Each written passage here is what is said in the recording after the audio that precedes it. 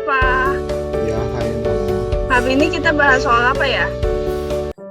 Hari ini sih kita rencananya mau bahas tentang PT Wijaya Karya Gedung.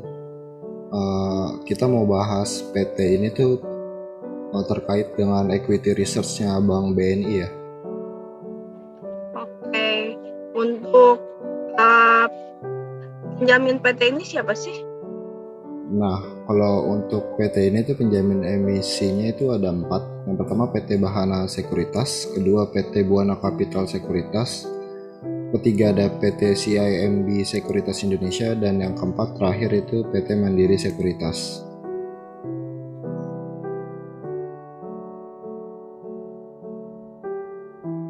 PT ini bergerak di bidang apa?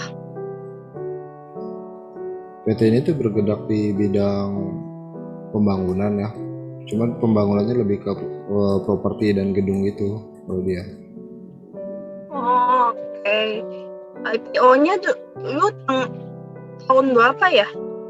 Nah, PT Wijaya Karya Gedung ini tuh udah listing di Bursa Efek tuh sejak 30 November 2017.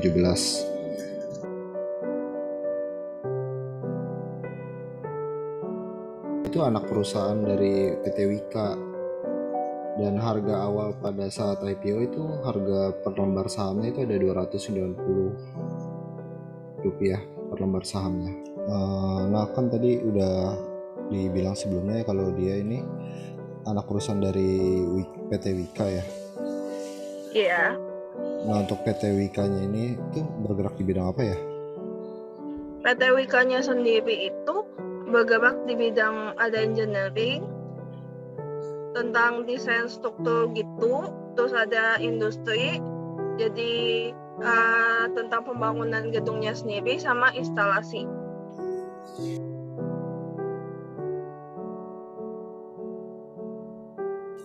Terus PT Wika ini dibagi jadi 2, gedung sama beton.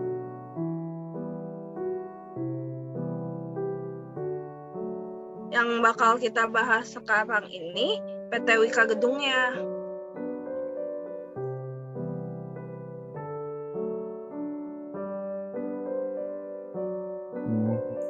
Nah untuk kalau PT Wika Gedungan sendiri tuh susunan pemegang sahamnya gimana ya dia? PT Wika gedung sendiri susunan pemegang sahamnya itu dari induknya itu PT Wika sebesar 69,3%, dari IPO publik itu sebesar 30%, sisanya itu dari koperasi karyawan PT Wika, jadi kayak pesop gitu, sebesar 0,7%. Ya.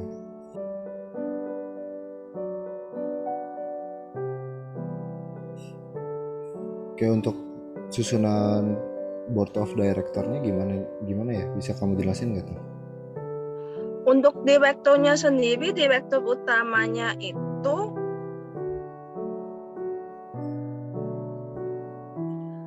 Hariman Prasetyo. Itu untuk susunan ini baru dilantik di tahun ini, jadi baru ada perubahan di tahun ini gitu. Untuk presiden komisarisnya sendiri Hananto Aji, kayak gitu. Ya. Jadi susunannya ini baru semua ya? Dia baru menjabat di tahun ini ya, Yana ya? Iya, baru di tahun ini.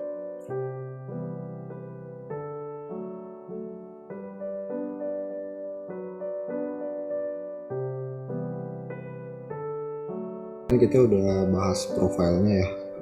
Sekarang kita mau coba lihat equity research dari BNI ini tentang perusahaan ini nih, gimana dia estimasi atau ramalan kedepannya di bagian revenue-nya. Nah untuk revenue-nya sendiri itu di 2020 itu dia ada 2.810 miliar.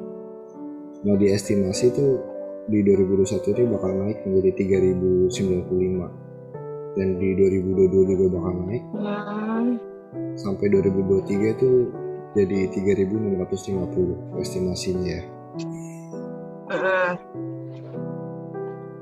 Nah dari estimasi itu IPS-nya juga berkembang lumayan banyak nih. Di 2020 itu sekarang itu 16,01, 2021 24,35, 2022 jadi 27,15, terus di 2023 itu udah di 28,90. Oke.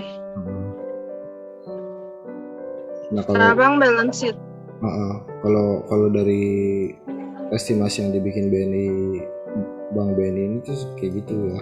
Nah untuk balance sheet-nya per 2020 kemarin itu sih dia total aset itu ada 6.081 miliar, terus di liabilities-nya ada 3.886 miliar, dan equity-nya 2.161 miliar.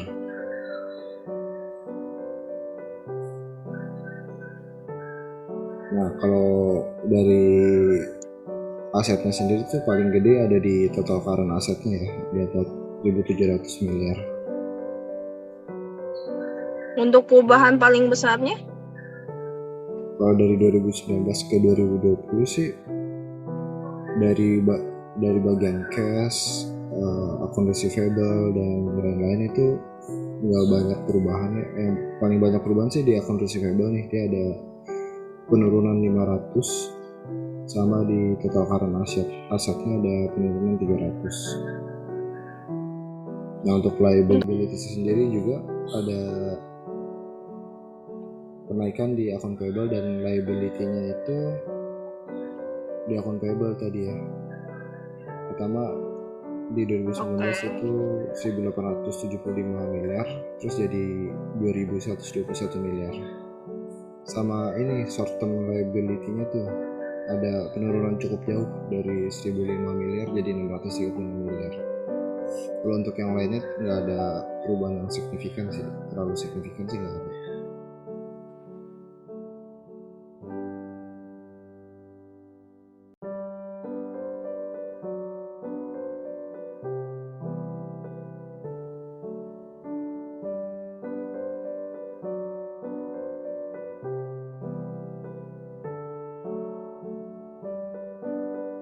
Untuk estimasinya itu gimana ya?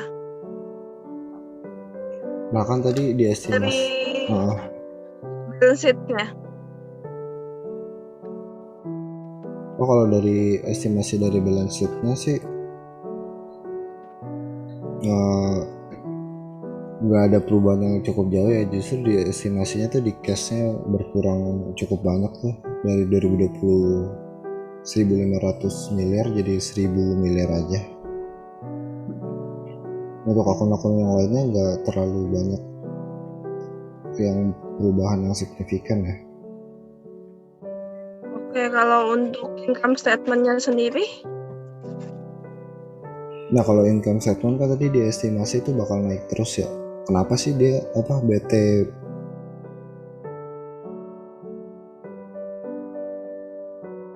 Bank BNI ini bisa bikin equity research untuk dia tuh naik terus gitu? Proyek-proyeknya emang PTWG ini apa aja sih? Untuk income stat proyek-proyeknya kan tadi yang pembangunan gedung, habis itu ada tentang pembangunan di kawasan Waterpool, PD, pembangunan gedung yang untuk masyarakat itu kayak pembangunan gedung kuliah, street sirkuit, habis itu ada pembangunan rumah sakit untuk penderita pandemi COVID-19. Jadi dia proyek-proyeknya banyak, proyek-proyek penting juga ya untuk ini. Apalagi yang paling terkenal tuh sirkuit yang baru kemarin yang Mandalika itu ya. Iya betul.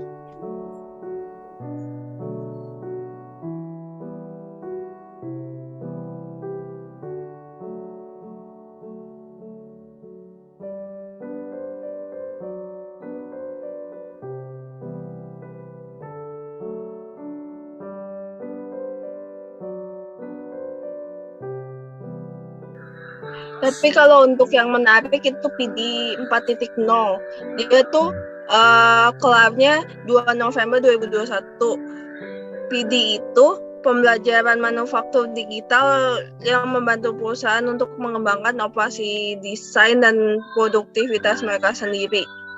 Makanya untuk dari segi estimasi revenue untuk kedepannya meningkat. Oh, proyek yang bermanfaat sekali berarti yang PD ini ya. Iya.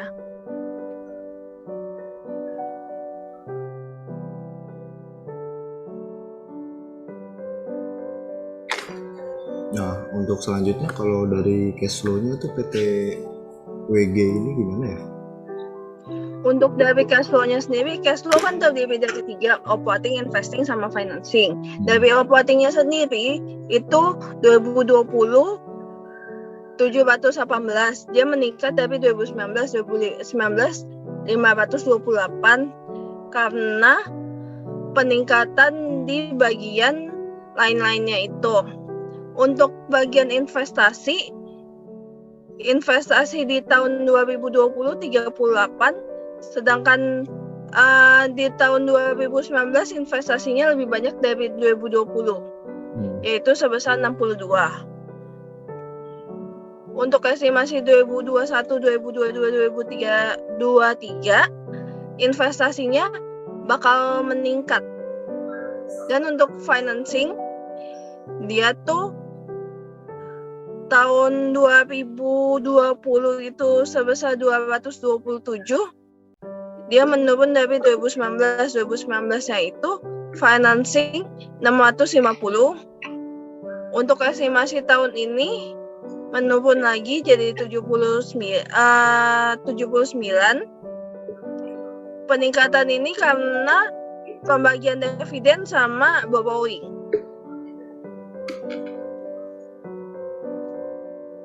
Jadi kalau dilihat-lihat ini cash flow-nya dari 2019 ke 2020 tuh positifnya lumayan banyak ya di bagian operasional. Iya, untuk di bagian operasional bertambahnya lumayan banyak karena hal yang tak terduga.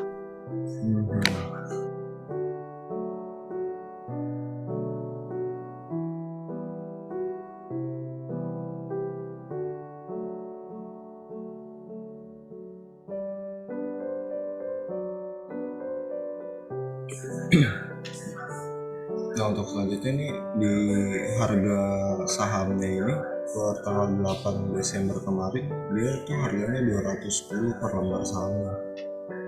Nah, untuk kira-kira di akhir Desember ini dia harganya bakal tetap naik atau bakal turun ya? Menurut aku sih, Fah, dia bakal naik lagi karena proyek-proyeknya yang terakhir tuh bagus-bagus semua. Jadi kalau menurut kamu harganya bakal naik lagi ya? Cuman kalau kita buka data di marketnya sih, emang ini sahamnya lagi banyak yang beli sih. Dari foreign buy-nya aja 6,11%.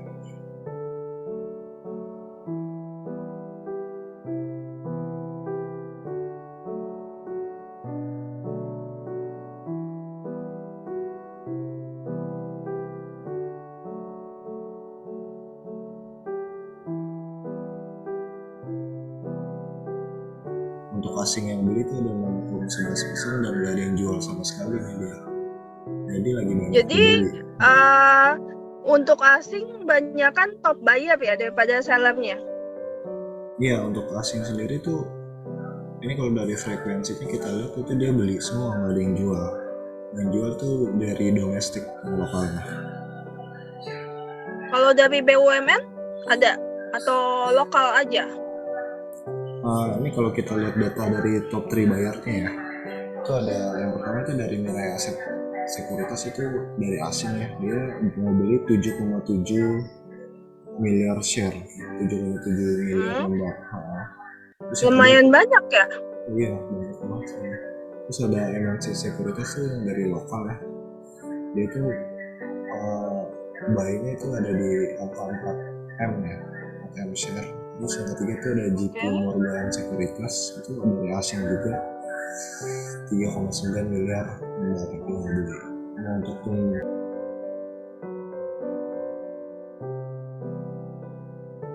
resellernya itu ada Philips Securities, itu tuh asing, itu jual 4 miliar lembar. Terus yang kedua itu Mandiri Sekuritas, itu dia punya lokal, punya BUMN. Terus yang ketiga ada Valburi Sekuritas, itu dia punya lokal juga. Kalau dari totalnya semua sih masih lebih banyak yang mau beli sahamnya ini sih, karena mungkin dari equity research yang dikeluarkan oleh BNI itu prospeknya menjanjikan gitu ke depan. Tadi Mandiri Sekuritas bukannya BUMN ya dia? Iya, dia lokal tapi BUMN.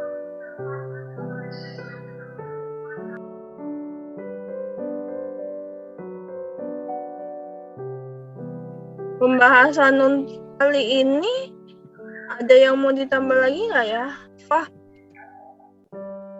Untuk kali ini sih saham WG ini emang prospeknya lumayan bagus ya kalau dari equity research dan perkembangan laporan keuangannya. Mungkin terus dari market juga lebih banyak yang asing yang mau beli saham ini, dan emang demandnya lagi banyak gitu, lebih banyak yang mau beli gitu. Jadi kemungkinan sampai akhir Desember ini mungkin saham ini masih akan naik gitu. Gitu sih, Nak. Menurut kamu gimana? Oh, berarti sama kayak yang tadi aku jelasin. Jadi kan tadi aku udah bilang menurut aku sahamnya bakal meningkat. Ya, jadi kita kayaknya setuju ya. Ini kalau untuk jangka pendek ini lumayan ya, Mbak. Dia seenggaknya akhir Desember ini bakal naik ya. Iya, apalagi proyek-proyek yang terakhir kan bagus-bagus semua tuh. Ya oke, mungkin untuk hari ini segitu aja kali ya pembahasan dari kita ya.